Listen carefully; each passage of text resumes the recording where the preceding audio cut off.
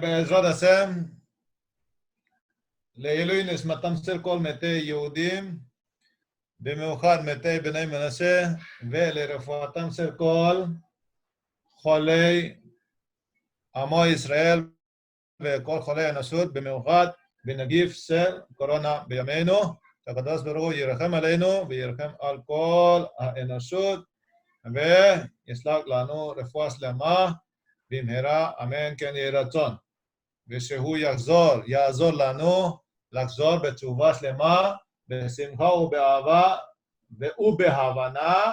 לא על ידי ייסורים ולא על ידי חולאים. אמן כן יהי רצון. יפה, תונאיין. Vậy là cắn diệt tổ cho mà là han corona chung thu cắn soya. Vậy là cắn diệt tổ cho basic concept of Judaism. Có thể mấy nga asan cho hay open class anh ya bang hianin abula trangin atira trangin Judaism hay nghe omzia ti cắn siết siang hi kadua cho bang cho nên Judaism chung chang hi asal lautan po ti mấy ang Juda lâu om to ni ma seng income theo bang sidur bu chia theo bang Juda kan ito ay mo ti mai te tan khanin Juda omzia le Juda nun pung hi shadevin abesik dewa injertirna om hi timayang tlacham devin karina bang hianin atira chang hianin basic devin karon chananga abesik ti lema chuanin thil thar ka soidon lo tin ani lowa a simple theyang berin aho theyang berin karon soyanga nima sengin a information obi poimo pianin karingani cho wang chan ngai nep tur ani lo basic tin ka soina nga cho a then tan chana basic lem lo mai the ne okay itran ngole pathian zara hey ama sabera chuanin juda kan ye kan inti chuan enge juda chu tu nge juda chu ti hi in chu don ta ilangin kan sia dana chan juda kan ti huna hianin juda ti kaman chuanin enge ka ngai to chu ka ti chuanin juda chu yehudania leai fapa apalina kha emo kan ti anga chu atam zo ken kan ngai dan turani rengani ani na chino mani ani luto kan ni bible dana chuan ani te reng mai amai ro cho ana juda kan ti huna yanin ni juda chu tunge kan ti chuanin leai le kan nu leai fapa ali na khan ani ti chu achiang ma amai ro cho hanti lema chuanin engtin nge Yakofa Zakopa kanpu Zakopa kanpa Zakopa fapa alian ber ponilo fatir ponilo Avrama fatir ponilo chu engtin nge khapa khanin kanin khai khom theyang ti amak angreng khapa juda kan ti chuanin tu nge juda chu kan ti chuanin le ai fapa ani kan ti a Genesis bong som di pakwa cha som thum pangana khanin ti chuan fa ashing le ta a tun chung na chu tun rum na chu alomam lu ta ka pathian fa mi ron pek bela pathian choi moi na turin Yehuda aming ka phu don ani ti in Yehuda ka phu ta mizo tong a chan juda kan ti khani zona kan in sia ma chu juda chu leai fa pa palina chuan engtin nge Israel nam jong dong ron khai khom theyang ti hi ani chu silfia ngain ka sia a so ma ja tirain tu nge juda chu ti in zona ani a engtin nge zakopa te jinga khanin au pa ber po ni lem lowa khanin juda kanin ti hlom bek Israel fa jong dong hi ti fi ani ka silfia du a chu to me sia chiang natura chuanin Talmud a khanin Babylonian Talmud a khanin Masechet Megillah kan ti a khanin hek som pathum na ka ti na som pathum na na a khanin a phek sot number a number le a b om lenga a na a khanin ti ya na ron saitani shekol ha kofer be aboda zara nikra yehudi yam je chu yehudi ka ti una hianin jew ani hey Yehudi cho Jewanya Juda kan ti pa Juda pa kan ti chuan Yehudi ti na ni tuna yanin Mordechai is Yehudi is Yemini okay Mordechai Yehudi kan ti sina Haman kha Amalek ne kan eng lawa yo Mordechai chu Benjamin chi thate ni chuan engtin nge Yehudi ani thayang จุดจิกหาเต้นอินเฮเนมตีค่ะอันนี้แห่งทีมเงี้ยยูดีอันนี้กันตีนะชันโจยูดีกันตีจุดป้ากันตีหุ่นอาเฮียนินจิวกันตีหุ่นอายันตัลมุดอินดิฟินิชันนับเป็กดานะจวนเชคอลกอเฟอร์เบอาบดาซารานิกายูดีอะไรอุติตานี่ยอมเจ้าโจเสียมจบปัทยานเมลมปัทยานอาริงโตโลป้าจูเมลมปัทยานเลเสียมจบปัทยานเบโตโลป้าจูพัดสันป้าจูนุ่งเฮร์สันป้าจูยูดีอันนี้เตียนี่เฮมิคัตเกอรีอาเฮียนินอิสราเอลฟาเตจงจงฮีน้ำส้มปันยันเนี่ยจูมีน้ำส้มปันยาจูเมลมปัทยานเลเสียมจบปัทยานเบโลเตอันนี้บางครั้งอันนี้น่ะสวยหุ่นอาเฮียนินอันจะว่าเฮียนินยูดีอันนี้เลอาอิฟาจุดาเทียมิงพัววางอ่ะขามีจุดาป้าอัจฉริยะนี่เราเองนี่นั่นนุ่นพงอาจวนนินอวดาจาราพัดสนะปัทยันดิกตักเบหูค่ะอัน definition อาจวนนินยิวดีนี่โจโจตัลมุดินตัลมุดินอัชริลฟิอาดานันนี่โอเคโจโจเองติงเง่เมลมปัทยันกับยากเราจวนนินยิวดีกันนี่รีงดเทียงเองติงเง่จุดาแคตตากรีอาจวนกันลูรีงดเทียงเดียนี่เอติลายันจุดานะฮีกันติวนะอาสาควันนั่นเป็นขายข้อมนะฮีอันนี้อ่ะเนี่ยไบเบิลอาจารย์จุดลลรัมเล่อิสราเอลลลรัมอันรันอินเทรนหุ่นเตปอลาวอมาข้าขัด nationality ลัมเล่ citizenship ลำอินเทรนนั่นเนี่ยตัวนักการสอยจู่ฮาราวลำฮาราวรองบอร์นั่นลำเอ็นทินเงอิสราเอลฟาเตจงจงปอฮี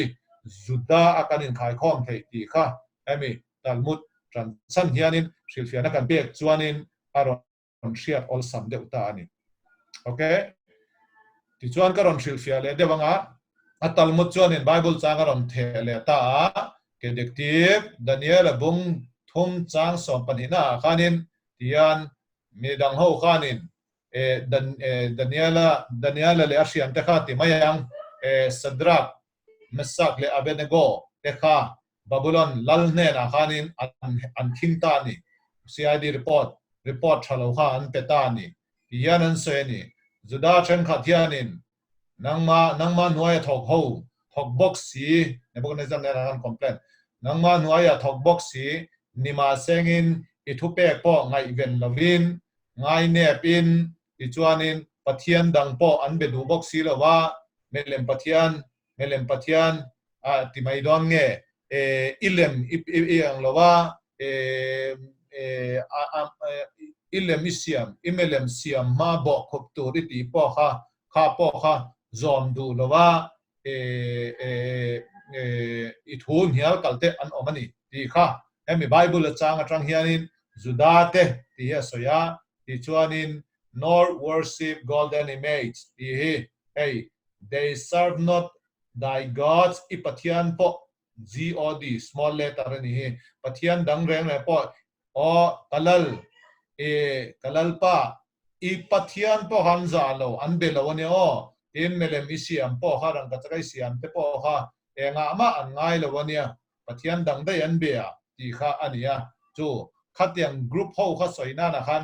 juda chen khat te juda te ti man ania kha atal mu khan ron chan chan dan ani afia to karing afia lo chan cha ta khanin ron jia thei telai haninอาจารย์เจนเจาว่าเอ็นงอยทบจวนเอ็นอาฟิอังเงินกลางอ่ะนี่ทุสอยเทียมเลี้ยมปอกันนี่หรอว่าทุสอยปอกันเทียมหรอว่ากันเทียงตอกกันอันตรงแต่เทียมจนเนี่ยอาฟิอาโจตอกเราที่อะไรมาจวนเอ็นอันตรงกันเทียมเราวางแต่ปอเรานี่เทียงอ่ะไอ้งาปอจนเนี่ยเสียงอัปปอยนะคะอากัลพุ่งอ่ะค่ะเอ็มมีรอนเชียร์ปุยจวนเอ็นกระดูตอกดอนนี่ก็สิลฟิอาจูจุดา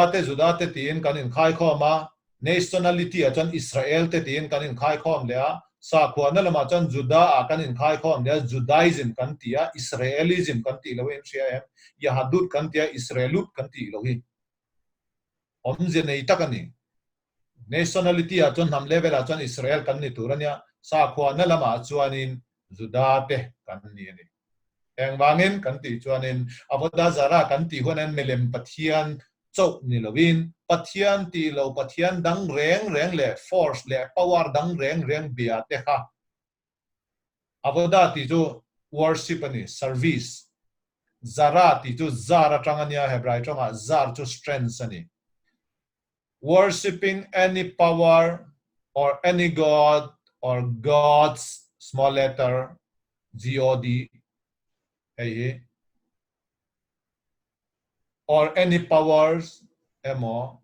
vanangel ni sengin ramhuai ni seng satan ni sengin pathian ti lo tapo eng po biama sengin chu aboda zarania pathian chaw abia ka khatyang ha abia lo chuanin automatic khan ani na a khan yehudi ani judani cho chane kata lan du acho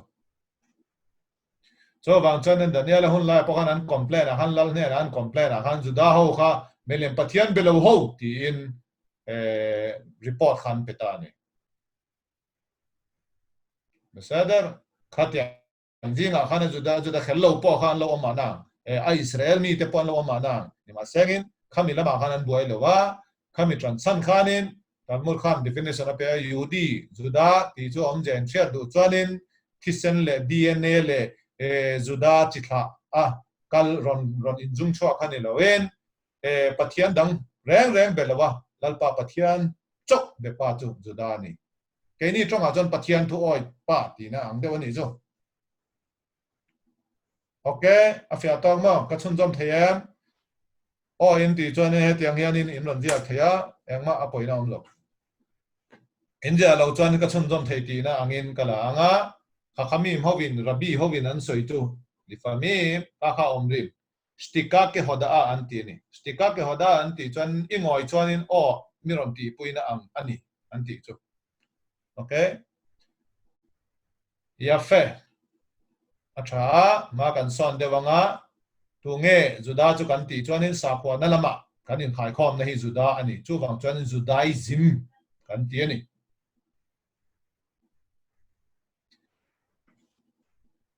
ani chuanin soifia tur pakhat aron om le ta anga juda kan ti nen khanin okay juda kan ti nen khanin israel hi angtin nge kan shiat chian dewang enge anin zom na ti hi karon shil fia le du a ama sabera chuanin genesis bungsom ni pakwa he tilaya ka pe ka hi in en chuan enge kan tar lan achule genesis bungsom ni pakwa chang som thum pangana kan tia kan ka ha eng lo hanin afa minga a phwana chankha praise ani hoda ani pathian choi moi na tu ne pathian fak na tu ne pathian ne na lom thu sil na ni hoda kan ti a ken hoda kan ti chuanin le hodot to le hodot la sem to le hodot la sem ti khania lal pa pathian ne na lom thu sil cho sha e ti la te pa kan sakha le hodot atang khan yehuda ti kha aram chwa gani cho wang chuan aming kha juda ti kha yehuda nia hodot le hodot atang khan nani hoda ya anti thina ni tin pakhata chuanin juda reng hi a juda tak pa po kha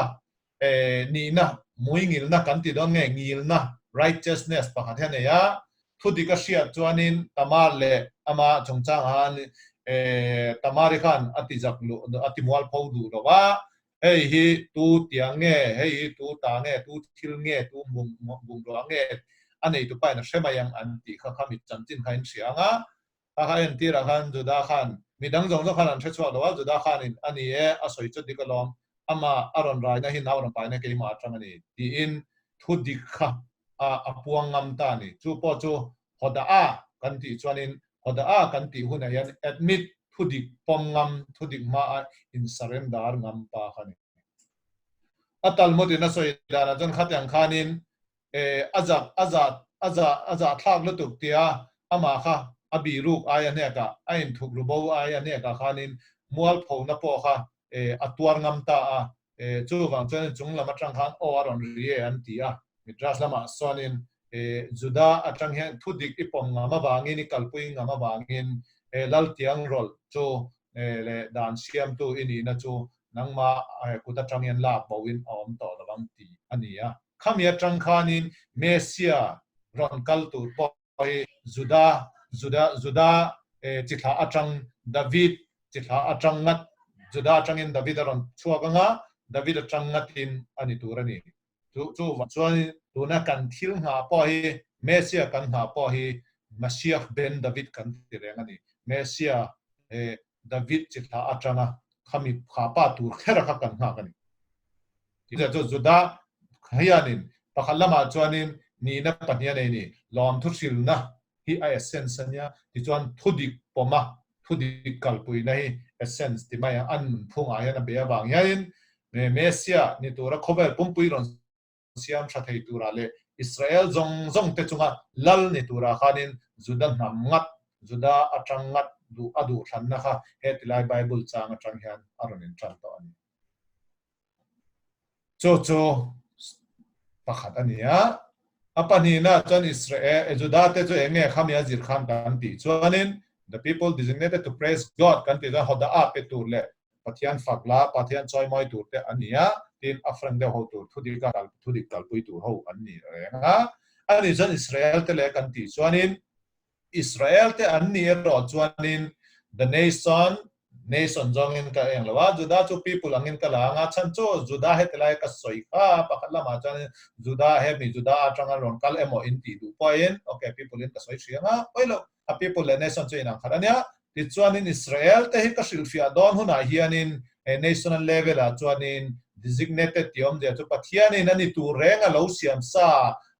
to sing songs of praise tiom de chu lalpa pathian ne na lom thur shil na la satur te ani to Israel ten ni pakallama chan hei hoda Judah minga pek dona point ani na taka chuanin lalpa pathian choi moi na tura apek ani awang khanin alo phua ni awang han Judah min po kha hoda atela wang khanin nia pathian fak chak na nia chu aniang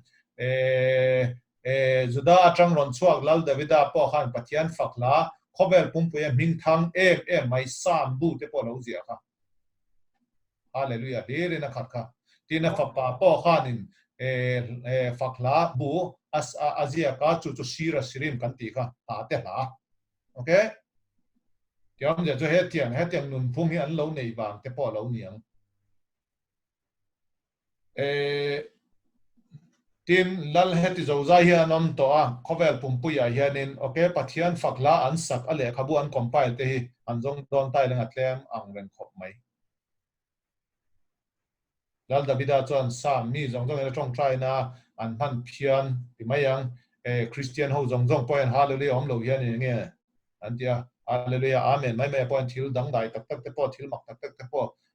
an eng lawa an tong trai na chan sakin an oma akot kha hallelujah te jong lal Davida khan lo mang na sa a ti chuanin shira sirin te poi thuru virin akhata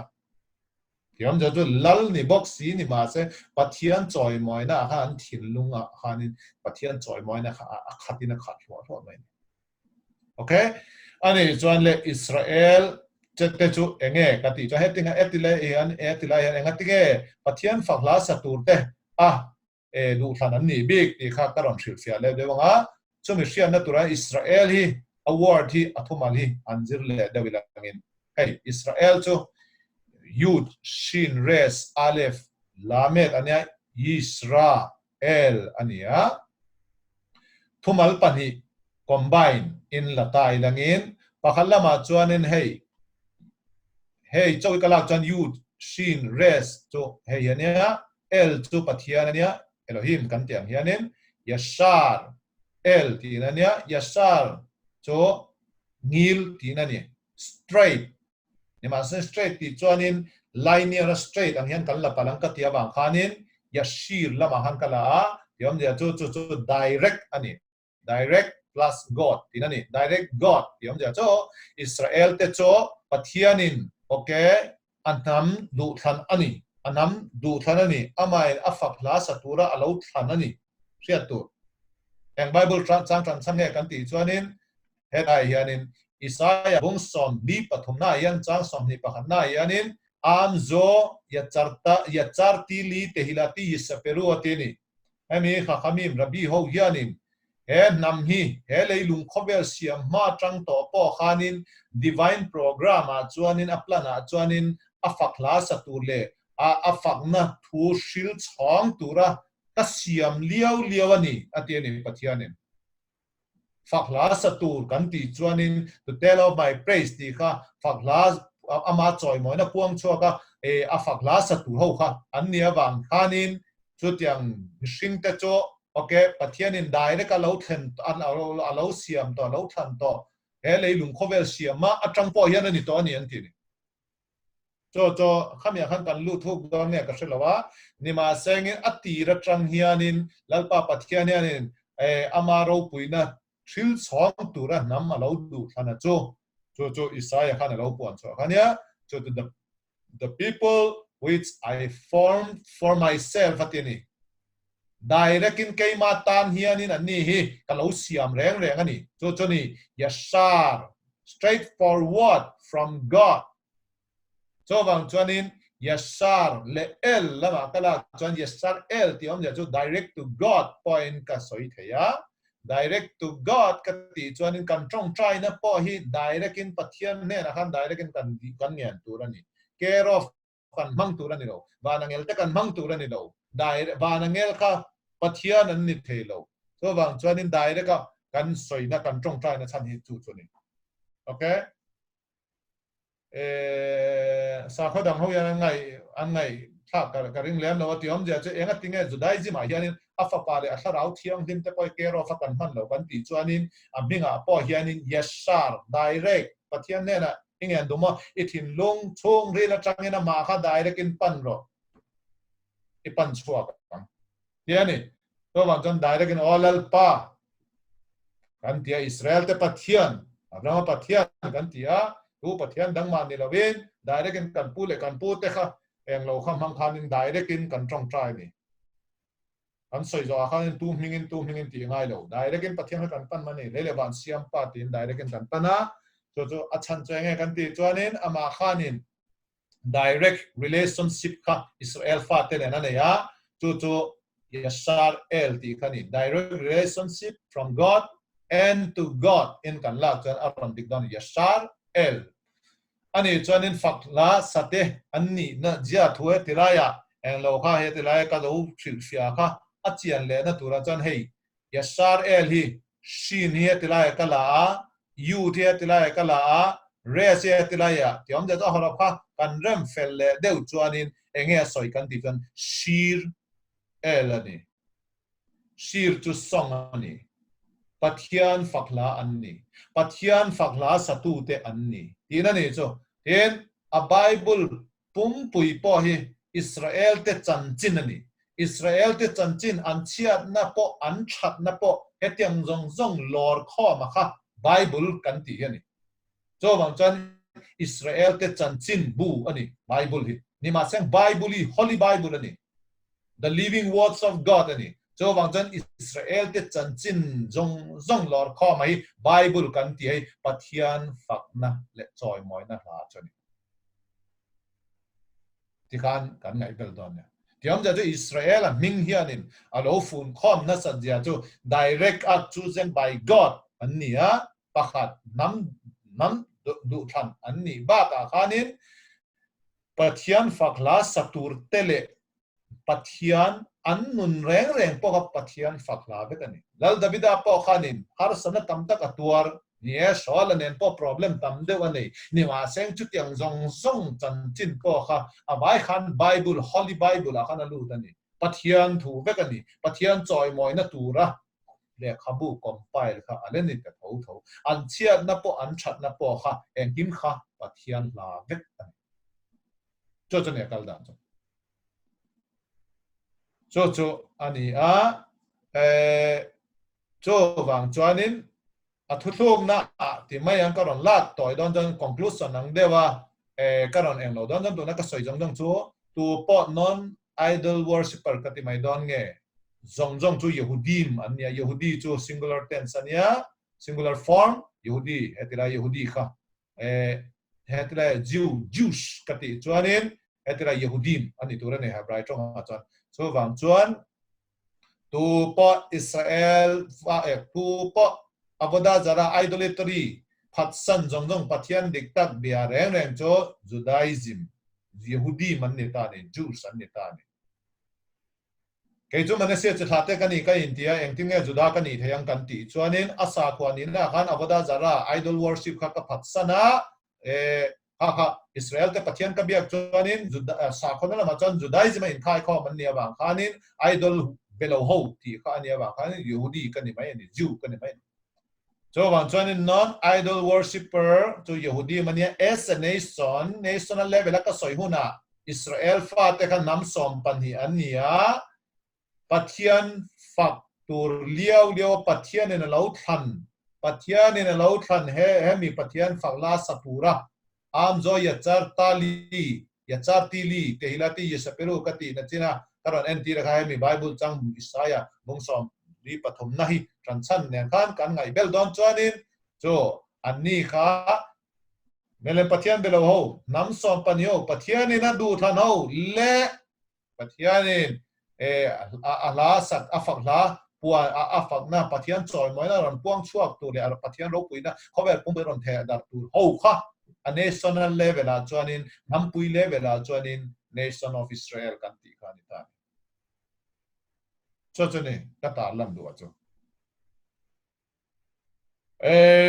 zo turin nei chuan in zo theya next day sakan lu mai hianin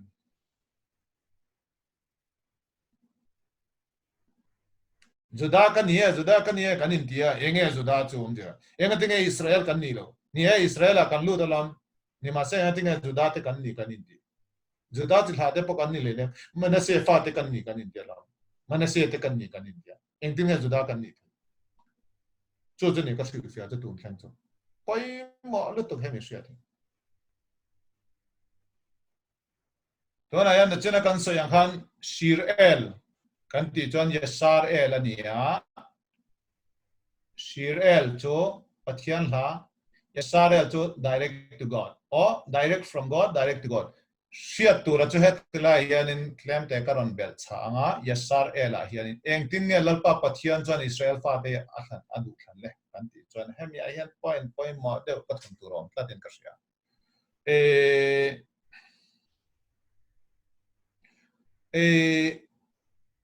Israel fa te hian Torah an don ma po hianin ai gupta raman ron omlaya po khanin Sinai muala po Torah kan ti pathian thu kan ti hi Torah kan ti hi injirtir na hi anla dong lo ni melian pathian te pon lo bena sa to ni ai gupta ho ang mai nan lo om to ni chutiang laya po khan thil pathum cho wan lo vong tha a an ming ala thleng lawan trong khan la hai lawa anin thuam dan anin dress dan khan la thleng lo chu chu ni mai adang ho jong chu zente ang che ai gupta ang che na nom to ni chutiang din mona anom laya po khan lal pa pathian khanin mosia tira faro ne na khan ju kallangin kafatir ho kha tir chuak to ro atini kan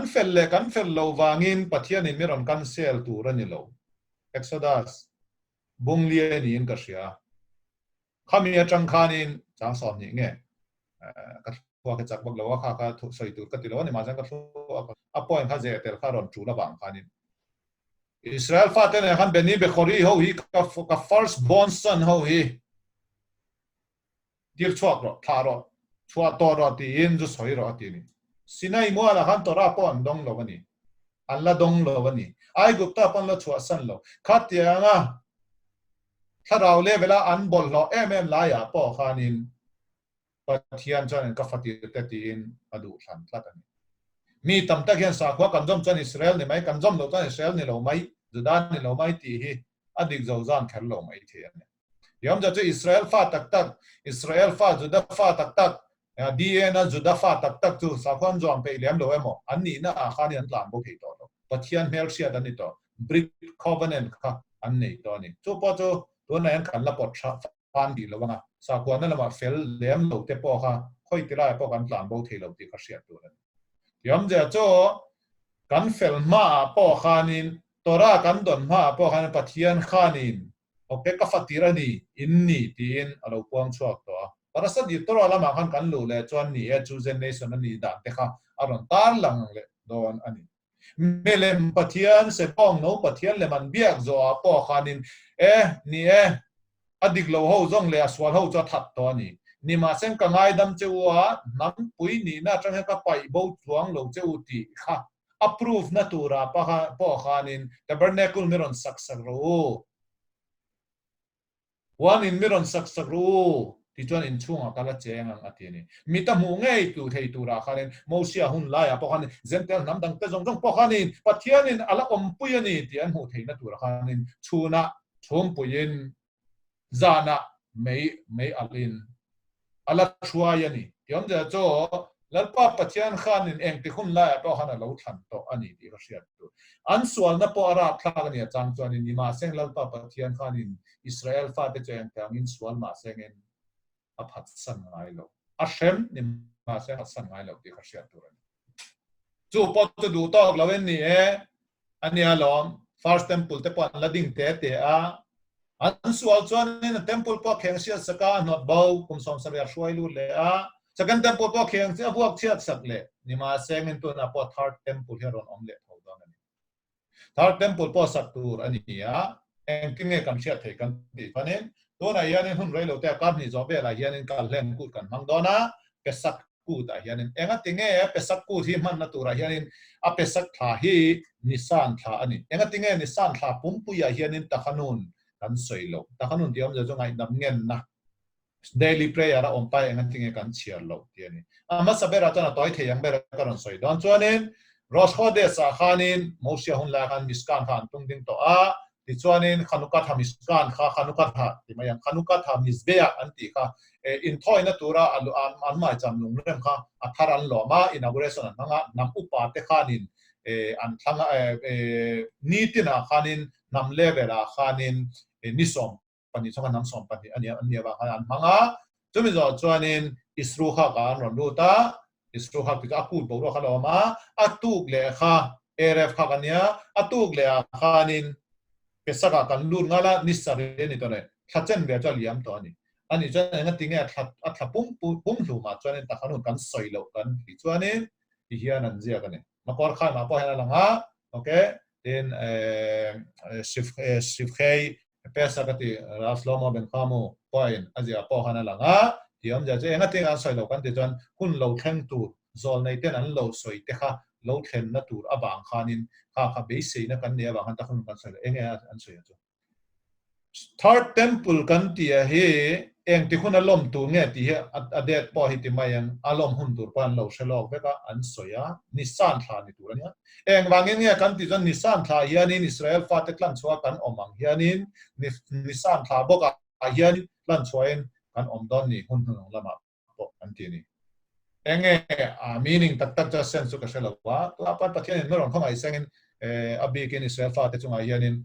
kan corona na te po atang po hian in san tha chuan ron tlang chok chang in chu chu ka tong trai na nia khovel ni pui te dam lo te jong jong po kha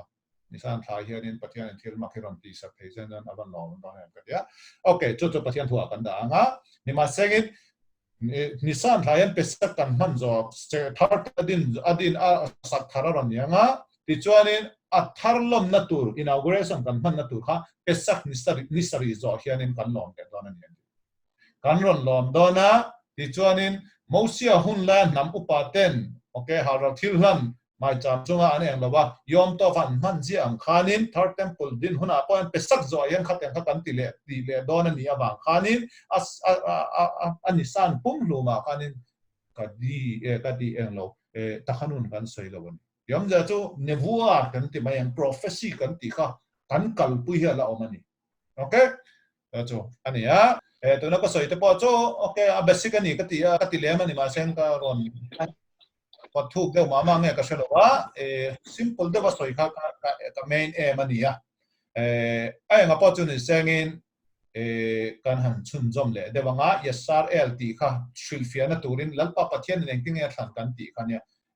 amidras lam le kabala lam thenga ron lu don jan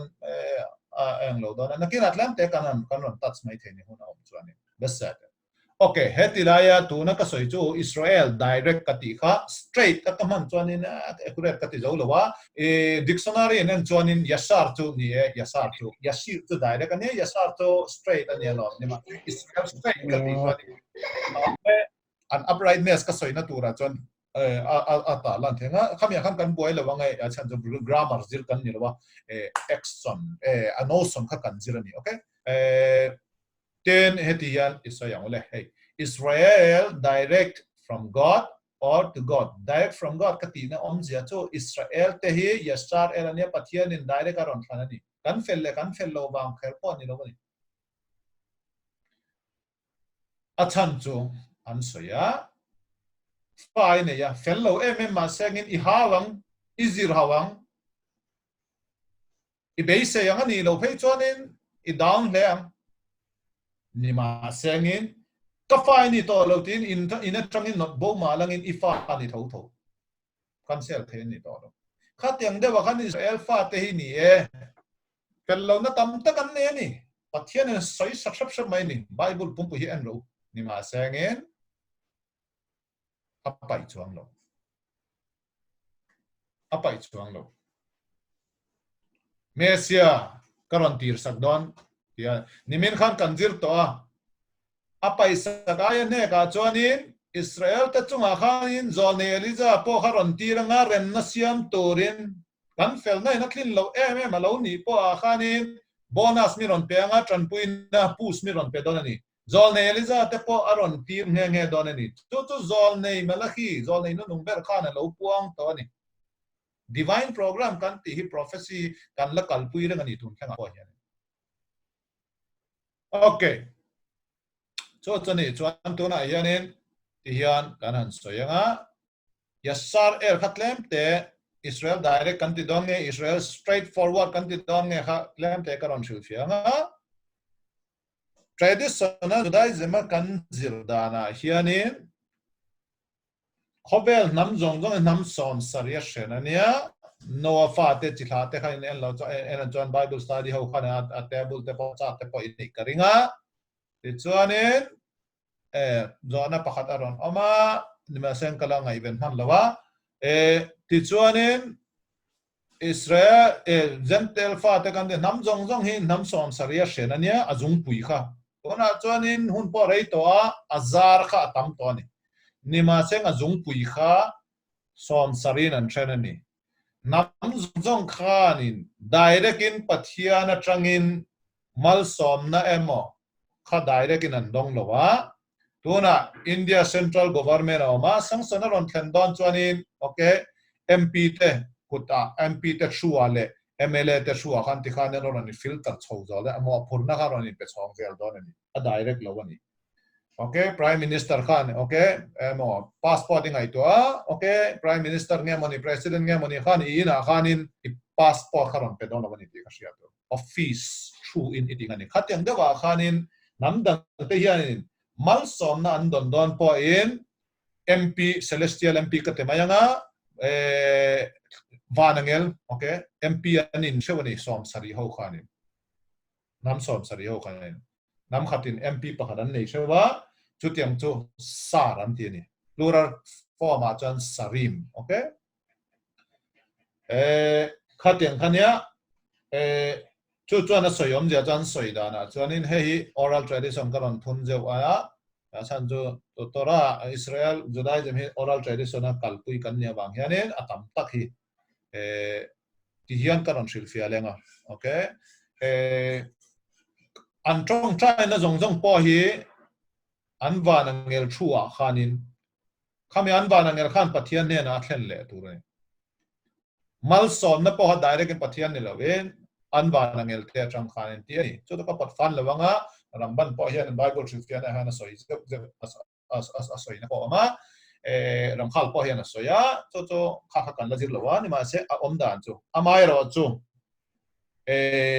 an soi dana chuan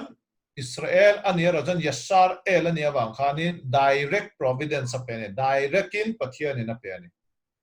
yom ja pathian nen an relationship direct ani so wang jan an providence Israel it comes under the direct providence of God in kaya no intermediary angel kha ain ro ngai lo ni so me ai ne ka jan Israel zo hian Yakob a hianin Esau ban tir po kha alo buan mai ni alo man bet mai ni yom ja jan power kha tharau lama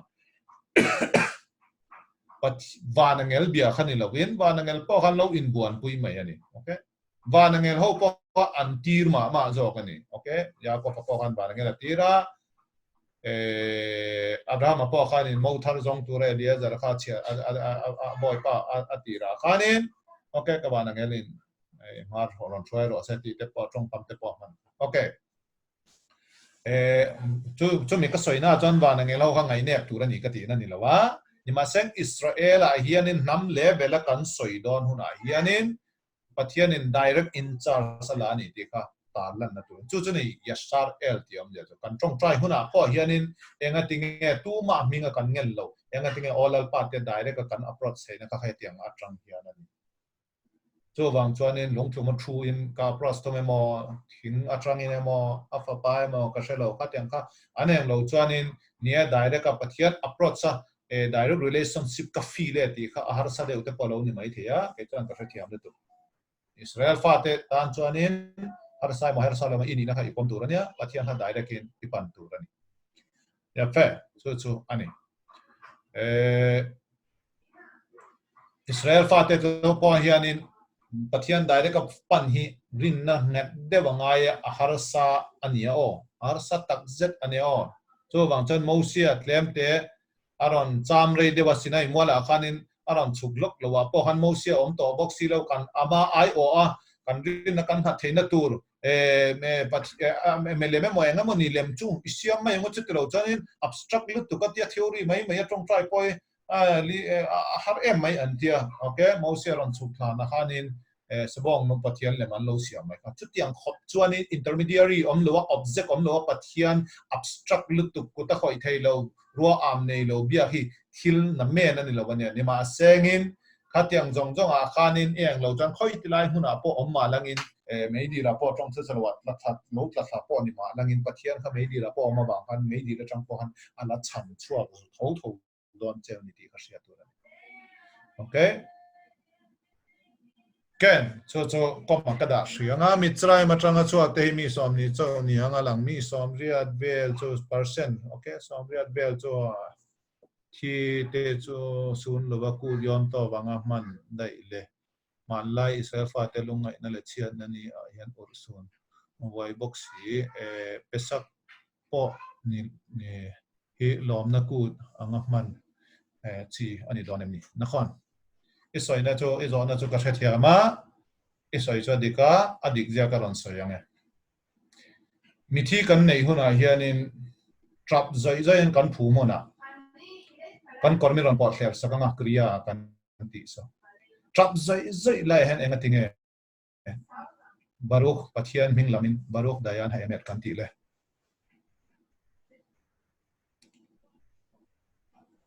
I chung ta thi chuan tu nge nui vun na I trap zai along inuai moi pai mo yu moi nawe moi fai moi fan moi fa anui lu to ki kanom lo ni ma sem chu ti chung po chon ka emotion kha adangin ka da pathian thu kha kala zomani lalpa pathian mi a fia na chu a em thang na chu ilim na ni ya po ilung ngai na ni ya po imangan na ni ya po ei ma hi miron ring em I personal feeling ga thangini da torani I religious spiritual obligation kan top mo sai da torani ni I chung ta thi na iti emotion lama choni buai ni ma sengin pathian program ani pom em irin na kha ka en do ni chu wang chonin olal pa thu di ka ro re tu ni choi moi nom ro kan la ti tho ni dun thanga po yanin mi thi kan vui lai ta ka kan phum lai ta ka en thiam chu chona chang che a chang ka ring rin na a khanan chak eme mangai chutiang khopa rin na chak anni lo tan an chuak don lo ti ka sia tu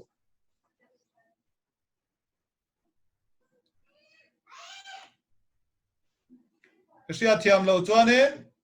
kan soi chi fia le de wanga karon repeat anga khina ni khuwa kan tor huna tu ma hlim kanom lo ni ma sengin soi tu la kan soi chu enge kan de dan baru ga ta se me kan me la khalam dayan ha emme kan de baru ti chu choi moi nom ro na ka ti olal pa ni ma sengin ithua lian jo ka in surrender e ro re lan waya chutiang fakna choni lalpa pathianin alim pui em ma cho mal sam na mi ran pe alal ta thank you hallelujah klem te har san nei tonga khoi ange yom mi ran tran pui lo trong trai na po shelo I beng chen nge cheti khati ma je chu ring tu fa te om dan ma iwan nei huna chau alal pa van doi huna pathian nung her san kain phom to kan in khom to lo bang mi ron tran pui do to du to box si lo te han strike ve chu rin na patla cham ba lo okay afia to lo chuanin meron comment le thaya ani chuanin Israel te kan soina yanin claim te kan kan thil fia le de banga Israel kan ti hona yanin tuna ka soi direct ka providence amain direct ka miron en kol na hoi om kan niawa hian bible a hian in en chuanin namdang howi an sual de wa po hian heti emi ma shem hi chom pak lo ne an chatik na le an fel na ka ro allo sang le to ka joshua hun la ya to kan Israel nam pum pui jing a khan mi pakhat ruk ka wangin mel mata ne lawin pathian thana mal som to lo mel mata pan ne to lo ni nam khat pum puya khan mi pakhat ruk ka wangin pathian ni next sala ni chu tiang khop chuan an musar level kha an ethical level kha unethical level kha high level an maintain da to an chalo chu wang chon divine existence po an dong tha long an ju in paret mai jar ko kul bang po kha chim mai ani tiro left right left piche mo dai mo an ju tia atop na to dan ju ha ma chim mai ni pathian po na tran pu ni ni ma se klem te them te an ti so chang shem level mai ni chu tiang khop chon direct in en colony chu has ga khat prati dan ti ni detail deva ayan kolna hetira yanin Israel te national flag hi tlam te kanan chudanga sa khothila englo na to idea ka karon share mai tu mani star pani ania pakhat yom je star pakhat ne triangle pani in company a triangle hi nen chuanin pakhat hianin triangle pakhat hianin hei an la maron kok chuka arrow mark in kan lak chuanin an hoilam pakhat hianin chung lama kok ani yom je chu hei hianin enge ta lan kan ti chuanin rabi than khatin rabi kia idea chu okay anoson tak chu kabala tang te polo ni mai the ani ma se anoson a chu enge kan ti chuanin a thil fia dan hetilam jong point thil fia thea hetilam jong point thil fia the hetilam jong ka thil fia a triangle hei arrow mark chung lam kok chho hianin lalpa pathian thu kan oi chuanin kan tong trai na zong na kan na tho zong kha min na kan soyang khanin kan tong trai na tele kan na tho na thla raw na kan tho na te khan ban ngel te kan siam chu ka khateng ho khan ju thok chwa pathian ne na khan an ju report ta ni pathian in khateng kan tho that chung thu te kha ron re langa ti chuan mal som na triangle pakhat jo ki aron trum chuk don ni chome ta lan na chune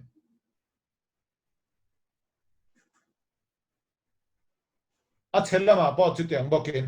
kan sual ra zong le kan sual na zong kha a side effect ho ka a thok chawanga lalpa pathian in an chiami ron ho don nge ti kha ani le don ta chomi interrelationship chu chunglam physical spiritual realm le celestial realm le nuai lam physical realm khami connection ka hemi triangle pani hian ako ka combine turan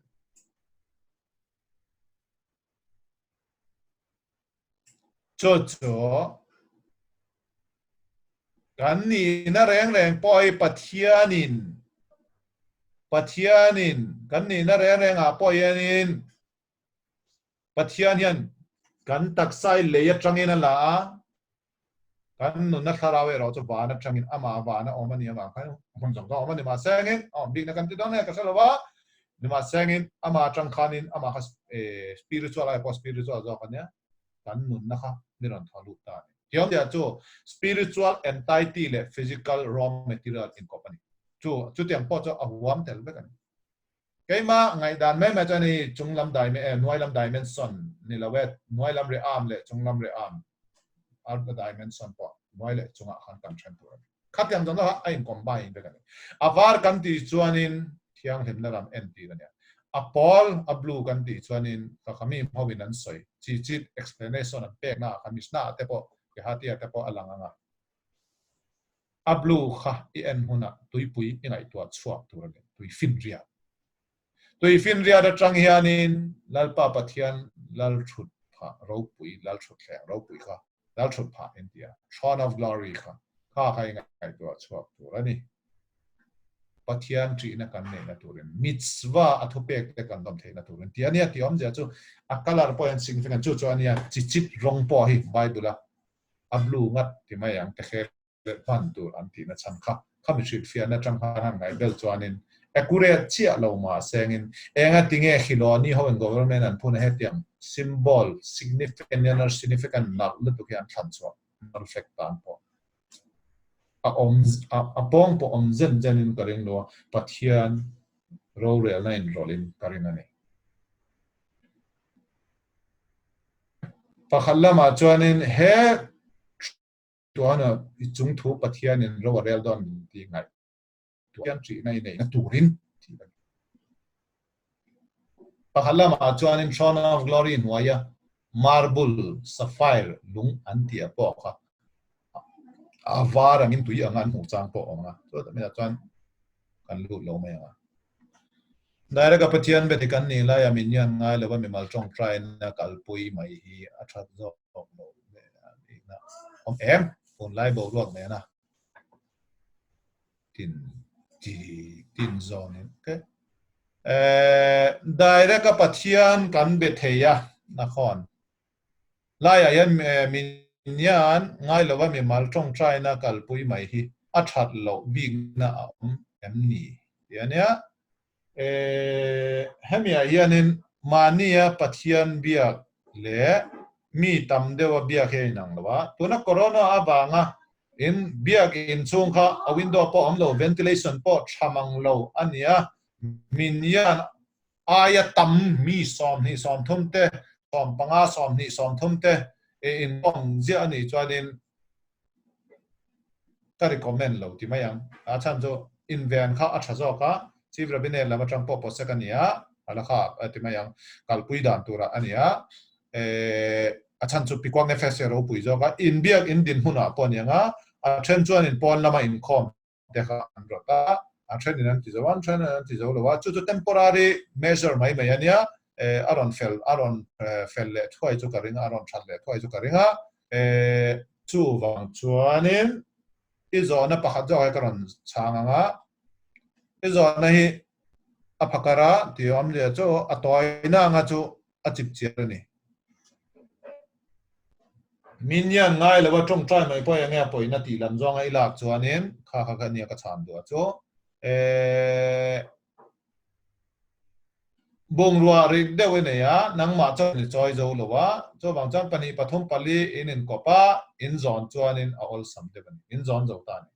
khatiang de wa khan phuri tharau phuri te mo chuti khati de kha nangma a in put zo lo te po kha lo om theya ti chuanin minyan tlinga in khom na a intensity le a effect kha chaka ti chuanin mi mala iti thelo ho po kha tharau lama khanin mi pui level in iti thei kha tamani so wang chuanin chibur level kha ngai ne me lo tu ni ma sen corona level a ti mayang na chi a san lu ta banga an mak pi chilo en che bai tele meter ni po an mak pi lo arul tu na health ministry na han khaya instruction a pe gang hian mak pi lo chuanin an pong po soi soi mi ron ti re thei na thom na turan aron khamia khatem dan tan sia mai lawa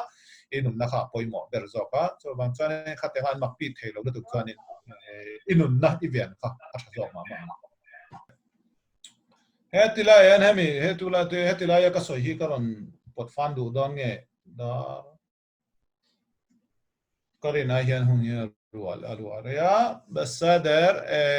okay ti hianin pathian program hi akal dan tlem tersiat fi natura hianin talmud a hianin masakat nadri ma po masakat pesaki ma po hian hun ni la ya so ya thil pasari pathian in le bana siam ma yang lo siam hlok ma cho tiang chu tora ania pian thar theina ania eden huan le meidil thammun ania ti chuanin pathian ro puina thothle po kha thut pa po ania temple po antia ti chuanin me siam po antia okay enge om zia hei kapo fan tum lawanga abai chachada tora chani chan proverbs khanin pegania repentance tora chuna kina karon pot fananga pian than na hi engtin nge pathian in le ba na siam ha ya lo siam tho ti hinam te ka soi duwa mi shi hi kan sual chuanin okay kan sual chuanin hun kan liam to chu ko kir le the ani si lowa engtin nge hun kan liam to hun mana kan kathil ti sual chu ka siam that thayang ti hi a logical lawa a normal lawa ne thil ni theyan lawa ne tomorrow never comes antia ka never come antiang bok khanin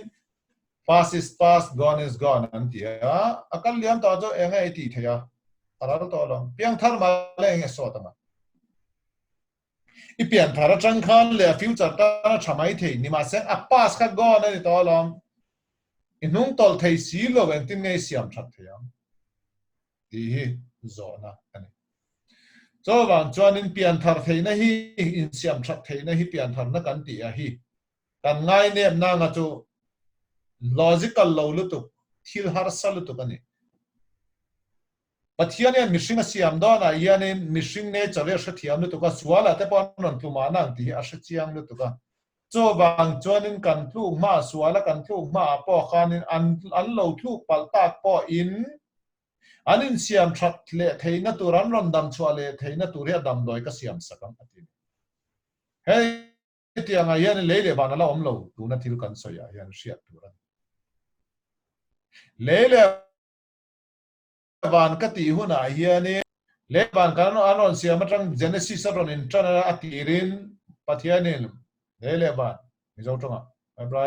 bible version ban le atia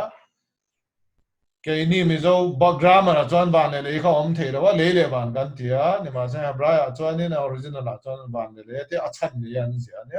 ni ma sa meaning kha kan sia lo bang english ta le kan translate ba kha le ban kan ti kan bang fo thina poi lo chu grammar la mai ko lo nga a sia na chan po kha bra chonga ka shu tia lo me nga ka soi tu chu atirin ka ron ti to chuan atirin ti a ka ron siam a ka ron soi atang khanin ti ma yang jane si sa tang khanin hun bi kan ti hun bi hi ron lu ta khami mai han hun bi bo halo om lo mai the beyond time and above time dimension changani above space and time ani ni ma seng nature kan ti pathian ni na ti re na ti a ron siama nature kan ti hene nature khami atang khanin hun bi kan ti te hi limitation kan nei ta hun wa ya yan kan om ta ni future kan lu the lo wa past akan kan kirle thelawa present kho chau kha kan nong ani tomorrow never come anti na chan po kha tomorrow ite kha nak tu kha today ron le dona tomorrow khan lu theizen den lo ti kha today hen reng mai dona cho wang chuanin tu na ka ta lam do che nge kan ti chuan hun bi noya kan omani mishing te khovel leilung khoveli nature kan ti hun bi noya kan omani hun bi hi pathianin asiam ani ti khasia to aron siam ma han hun om lo ti khasia to khami hun om lo ha ein sof antia right tonga infinity ani infinite kan ti endless infinite limitless boundless kan ti so bang chuanin nature kan ti hun bi ina a control na tur kha asiam ma khanin heti laya hun binwaya omten an man trangkai thei tur kha hun bia siam ma khanin leile bana siam ma khanin pian thar thei na kha condition kha alo ruat sa nia bang khanin he leilung khobe len ti sa kan ron lu ta he leilung khobe la yan kan an sual po khan lat pa pathian kan pan chona ma hun bi chung lama leng pa khanin keini ta na ko ki le thei lo tur hun kal liam sa to po kha miron siam that sakhian above the nature ani logical beyond logical natural logic ani cho bang chuanin nature ron siam ma yan universal ron siam ma yan in repentance kha pian thar theina kha pathiani na lo ruat lok ngai ani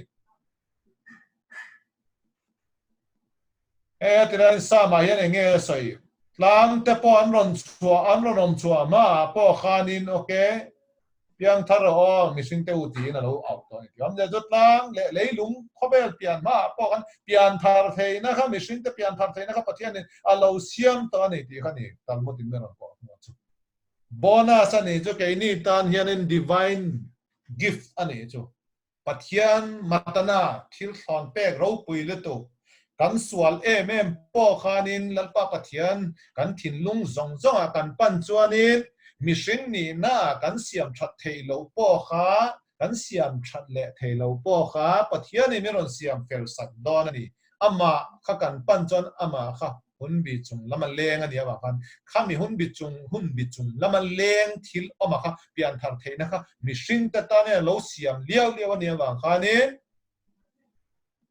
lei lung khovel siam ma yan khatyang thil kha alo ruat lok ngai ani ti nai hemi a chuan a fia to ka ringa nga a fia lo po khan te khan mai mai lang ani mai tun ria chuanin eden huan te po lo siam lo ke kan tia okay headline God planted the garden in from the first ati chuanin eden huan a siam a khanin adam a khala ala piang lo ani chu mishing po kan lom lo ani chu tiam ja cho from the first ati ha adam a chau ni lovin talmud chuan mi ron thil fia dana chuanin hemi bible chang ria thiam dan tura chuanin universe siam mai hianin lalken gan eden polo siam bok ani tiam ja chu gan eden tiam ja cho enge kan ti chuan kan thi zo kan chol lok na tura lom olam haba kan luma sen khateng dong po ruat lok ani to universe siam mai hianin tiani hele lung khovel kan ria dia siam ma khanin tin ge nom kan ti mei di tham hun poina tin pathian lal thut kheng ro pui po chu okay ace glorious throne set on high from the beginning atile zela ati rachang to khan in the beginning ati ma po khan lo siam to ni ti am deu ni chu enge chan kan ti chuanin hetiang jong to kan lor khom don chuanin enge rabi te chuanin hetiang thua tang miron thil fia du kan ti chuanin pathianin lele bana siam jong jong hi program divine program in sia du chuanin pathian hian in mishing ta liao ani hei siam hi tiam je jo tora po mishing ta tanin miron thusil na nia pian thatena po mishing ta ta turania ganeden ta po kan pia kan lo kan cholong na turania geinom ta po kanin silfai na turania Throne of glory po kan chung thu rel huna thun na turania ti chun me sia taknial po history of mankind na conclusion ron ro tura alo ruat to ani so enge kan ti jo hetang program jong jong hi nature ka ti hi nature ron pian ma po han mishing ina kan man tangkai tur kha above the natural thil unnatural te po halo siam lo pe to ti ani a poi mo ber jo pathian thil siam en mishing te hi kan ni ti ka sia to en tin nga kan poi mo lawang pathian fa te kan nia pakhat apani na chuanin pathian an puya siam kan ni le ngala poi mo tak chu kan ni kan potential le kan ni na tak tak kan hai thina khovel le lung nom chen na le setana thlem na noi han kan lo thu thina kan thin lung ai to na lo zim thina divine kan ni na kan ti don nge pathian an puya siam kan ni na te hi kan hai hang tangkai thelo we apoi ani khatyang khaman tangkai theina tura chan lalpa pathian thusil na kha tora kan tia hi hei hi zirvak vak anga yani hemi hen tlem te kayan lawanga to na yan tora hi tlem te karon thik sia te tumanga okay ani chuan hetila yan tora kan so ya ha tora hi thil sia ma po thil pasaria sia ma khan leilung khobela sia ma po kan tora hi alo siam to ti ani enge omzia nie chu mi siam na tura chanin midrasa po zaha lama te po ron langanga nie lapa pathianin okay tora hi na atora angkhanin tora kan ti jan mosia le khabu panga hi ani a khatiang dewa khanin a ena cha khami program anjir khan asiam ani ti kha shil sia fak angai dona ni ma sen ka pot fan du lo ba ka pot fan du lo hun aral to a tu na po hian nakina zona nei tu te ta tan po hun ka pe go ba hian dar le chen ve le dar re le minute somni panga chen ve lin kari ka ti to ma nia in ha lo chan dar ko te theng po ka zom thei thawa ni ma sen ke po hi ka ha thei ve thawa ti hian is sa yang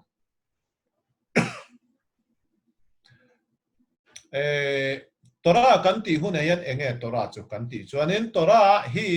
hei tora hi award ron in aron in jung chuan chu hora ani tora mila son hora kan ti chuanin tunai hora ot tora okay hora ot award as no ho hi chu hebrai chong ania kan en pot fan wanga tiom je chu tora hi divine instruction ani eng instruction wa in thusil nani in zirti nani eng tin nge kan nu nang pathian du zonga nung dan tur purpose in life fulfill dan tur kan pian chan le kan dam chan hi kan ti puitlin dan tura in ko mu na ni tora chu so wa don tora hi enge kan ti chu ni tora hi will of god ani pathian du zong mishing ta sia thei tura aron zia tha ka chu tora ni yam zia chu aron zia tha ka athu afun khom jong jong le athu ken jong jong ha athara wa thu po ha a written chu in lo khat yang jong jong lor khom ha tora ni chu written ni sengin oral tradition ni sa tora be kan ni mi zo tong a chuan pathian thu kan ti jong ne tora hian a wam be kan ni pathian ni na kan du dan tura thu mi ron jir tin na jong jong hin tora hian a wam be kan ni okay ani chuan in ti hian a ron soi ta ni tora chu pathian ni na du jong aron zia thla ka ni ti hriat na tura khayan thumal pakhat thu som pe ka khan anokhi a shem elokai khem ti kha aron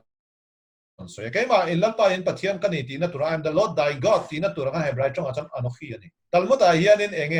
aron so ta talmud masaka sabat kan phek som za phek za le pangana na khan in engting aron so ta Rabbi Yochanan chuan hitian aron so ta anokhi ti I am the lord thy god I am ati kha hey hi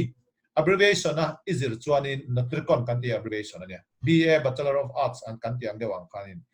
hey eng soi na nge kan ti enge ko I am dia khana anna nafsi katibat yahvid yani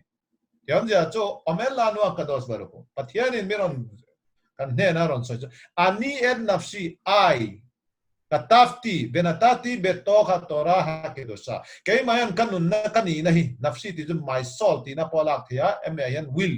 kadu zong le kanina hi karon zia tha nangni ne na karon pe chone engin mo tora chunga yan kanina ka zia thani ka du zong ka zia thai zero miron sia chiang du chon ti ani ka du zong in sia du chuan in tora ha ko na en chat tora cho pathian thu ania pathian thu chu he leilung khobe la yan a thu chu ron fam ki maron puitling chu du ani khamina tura khanin a thu kha puchuak turin le amaro puina puang dar turin le ama fakla sa thei tur kha mishing kha siamani abegen Israel fate so wa jan mishing kha asiam ti ra tang po han leyala a anun na thara kha ama ni na nge kha ron thun ta a khatyang bo han pathian thu nu hianin sabun le khazial ngat aron bangani hei soin po kan pot kher zo lo ne sabun ni hei le khan na nan ni no ne enga tun chuana en ti ra cho a physicality khani a material khani ni ma sin a thu kha spiritual content le ra ni chu chu mi hring hian ta lang ta ni mi hring kan ti chuanin mi hring hian bun kan ne ya ti sani na hi sabun ani tiom zia chu hebrai chok or kan ti khani ein vav res ni ma sen khami or kham kan ti sani na hi pathian du zo kan man chuanin pathian eng kha kan la lutin khami eng khamang han khobel thim kha kan chun eng tu ani or kha ein vav res sabun kan ti kha physicality kha pathian thu a khanin kan ti eng tu ani kan nun kha chu or bok aronia ale vav res kan ti chuanin light ti na ni hemi or atang hianin divine light kha izir chuak thei savun le kha atang hianin pathian ina genesis a enga siama athugru ka kha ni eng le kha eng omma khami eng ha hemi sabun chunga hianin en thok ron chu chu ne sefer tora lu em na chu alo mama za da sem kan soi solam chan pathian me ngai dam sengin ang ne point ngai dam kan soi fu pal om chuanin pathian lo puina ni sengin pathian choi mai na ni sengin ten pathianin afa tele mishing pum pui hi okay amalam kan pana kan pian thar theina turan kan thinlung thawa han naron thok sengin nan na si le thil thalo khowela leng te hi ron tira in leilung khovel hi wan ramang anuamin ron chhuat thoi thoi sengin chomina tura chon amesia chandam tu mesia hi ron tir thoi thoi sengin chu chu kan tong trai na ni ba sa amen ke ni hera cha en zabain mang thaule todaraba laila tov